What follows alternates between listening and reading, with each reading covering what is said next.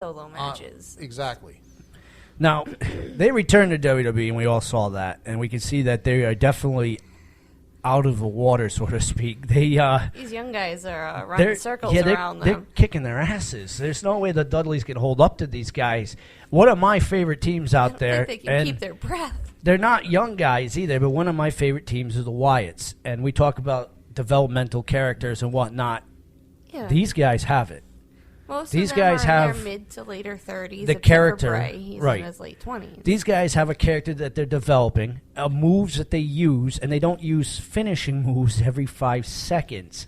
One of my new favorite wrestlers, Bray Wyatt, that guy's a creepy bastard.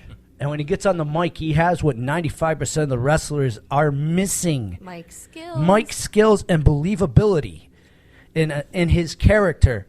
You know at no point in time is that guy going to turn face. No, and he knows he's the little man in the group, and he doesn't have the Napoleon syndrome. He's just like, look at this big 300-pound giant behind me. And his Have finisher fun with move, that. Sister Abigail, that thing is sick. When he does the back bend thing, it's like, wow, you're flexible. Yeah, like he's a dude from Exorcist. Short, little chubby guy. Pulls out the crawling backwards like a spider. One of my favorite moments in WrestleMania history was him and Taker going at it because they're trying to push Bray to be the next dark guy. Not the next Taker, but the next dark guy because Taker's time, generation. It's coming to an end. I love the guy, but like Tony said, the guy's going to need a rascal chair to get down to the ring sooner or later. Especially with how long it takes him to get down to the ring for WrestleMania. Yeah. I mean, you can take 2 pee breaks, grab a snack, and he's still not in the ring. Yeah. And one of my favorite moments was when Bray Wyatt did his spider walk right up to Taker, and Taker leaned up old school. Like it was nothing. And looked him right in the face. And right there, I could see the character in Bray Wyatt's face. Who would have the audacity in wrestling now to even mock The Undertaker like that and pull it to him in that sort of manner and say, not only am I the next you, but I'm going to be the next you that's better than you. I'm going to be the more popular and I'm going to face you more than you think you think I am. Now, everybody goes, oh, yeah, Brock Lesnar did it. Brock Lesnar this, Brock Lesnar that. You know, I am legitimately, that would probably be the only human being on this earth I would be afraid of. And it's for the fact that not only is he a skilled fighter, he's huge, he can move quickly. He's good with guns. And he was in the Army, so he knows how to kill you with those guns and kill you using Army moves and everything. And he can gut you like a deer when he's done so, with you. So, scientists, if you are listening and if you want to clone someone for a super soldier, get Brock this Lesnar's guy. your man. Right. The only thing Brock Lesnar was missing and is missing is pro wrestling skills. And he has them. He has them, but the problem he hasn't is, been using them. Well, you know why? Because his heart and soul is not into being a wrestler. And he even told you that. He does. I mean, that's why he was off to a good start in WWE. He left and to join mixed martial arts. In other words, he does not. That's the best way to put it. His heart and soul is not as a wrestler. Now, if you listen to a fellow podcast radio show like we do of Stone Cold Steve Austin, I don't normally recommend stuff like that, but it's a good radio show. Brock Lesnar even told you he was not in wrestling because he liked it. No, he said that more than once. He said, I'm in this for the money. And I can respect that because he's honest. Has an out plan. He's honest with you, and he's not trying to sell you a crock of crap. It's not going to be long-term. It's not his lifelong dream. He's in it for cash, and he's going to get out when he's done. Now WWE, you were talking about that, is doing a really good job with character developing some of these younger guys. And they have to. Because a lot of the older guys, they're retiring and they're dropping down.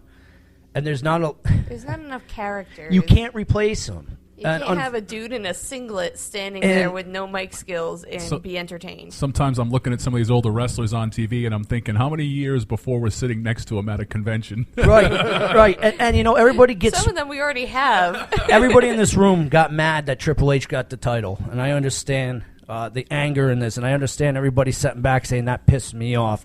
But I understand what WWE's looking at. Piss you off. No, they didn't do it to piss you off. They did it because there is nobody right now that can hold that title that you're going to tune in to watch. Well, that's because AAA is apparently becoming another Hulk Hogan. In other words, he's talent blocking. See, I almost used the other word. I don't think he's talent blocking. He's not, because his talent that he had got injured quickly, and he doesn't have that guy built up that he was trying to build up, like Roman Reigns, excellent wrestler, excellent at what he does, but he's not a believable world champion. He's a mid-carder at best. No, you're right about, yes, there's a lot of guys that fall into that category. Yeah. So if you want people to tune into your show every month and make that money, are you going to broadcast some guy like, Roman Reigns? All right. On the other hand, okay, that still doesn't, in my mind, excuse Triple H, because the other thing, Triple H, and Mick Foley was really good at this back in his time, it's the responsibility of the guys with experience and know-how that are really at the top of their craft. It's their job to put over the next champion. And they're doing that. They're doing that, but it's just taking time because every time that someone comes up to the plate, they get hurt.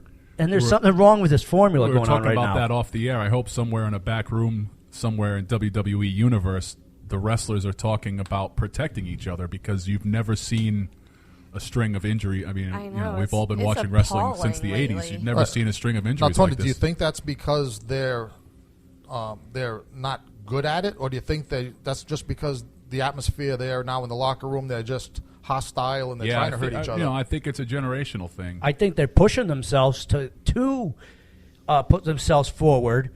And like you said, they're not protecting themselves or remembering what they were taught. Well, they're trying to do that next big move. And then they get hurt. And they're not prepared for it. Right, and they had a great guy in the driver's seat. Everybody hates him. But Seth was that great guy.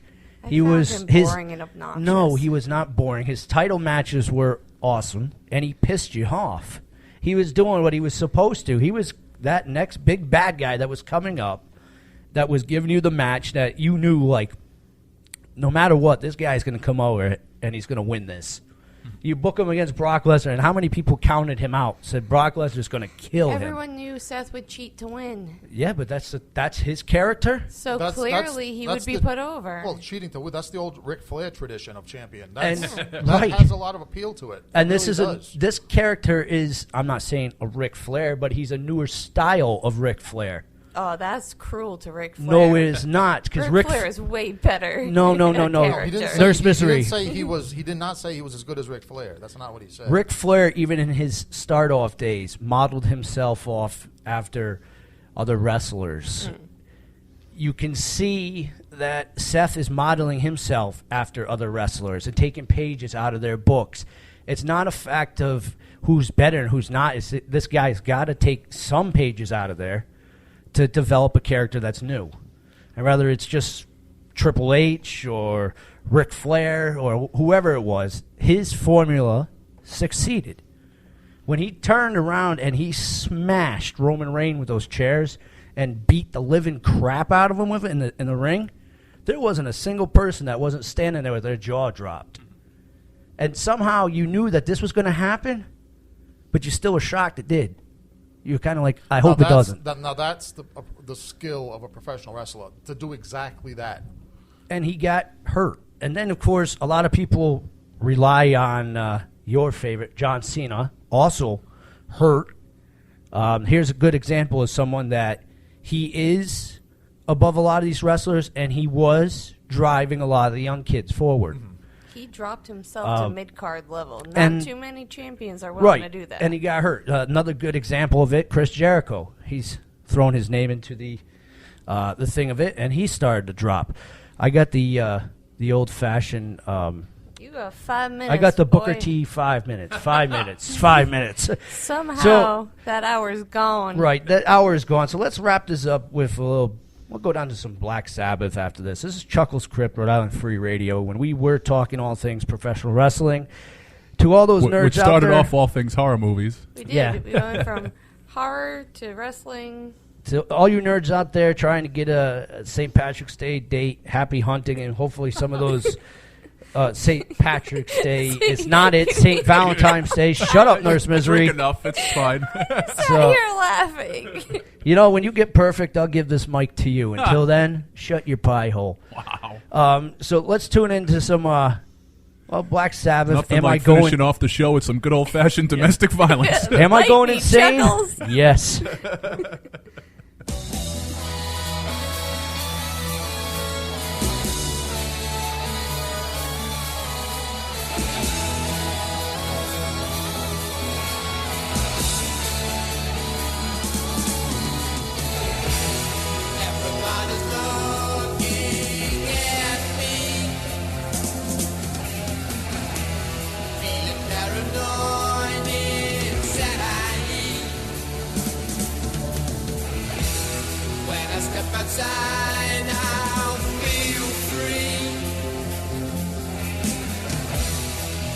find a place to hide.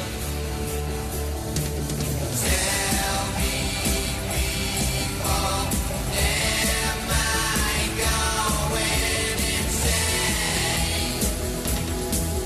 Insane. Tell me, people, am I going insane? Insane. Every day I sit and wonder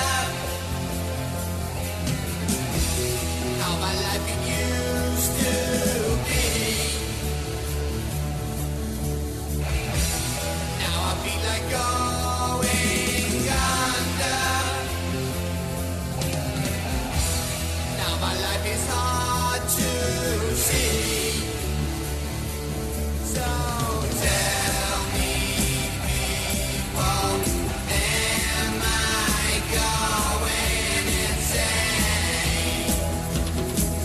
Insane. Tell me, people, am I going insane? Insane.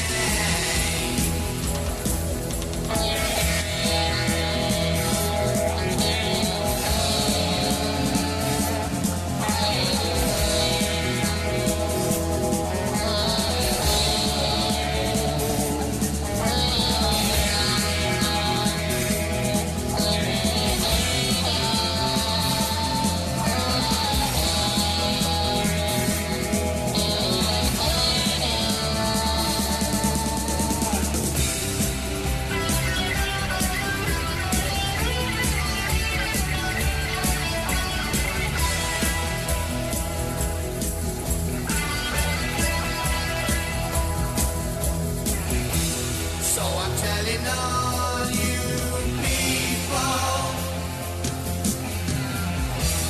listen while I sing again.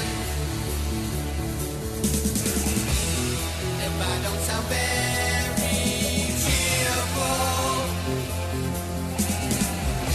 I think that I'm a schizophrenic. So tell me, people, am I going insane? Insane. Tell me, people, am I going insane? Insane. Tell me, people, am I going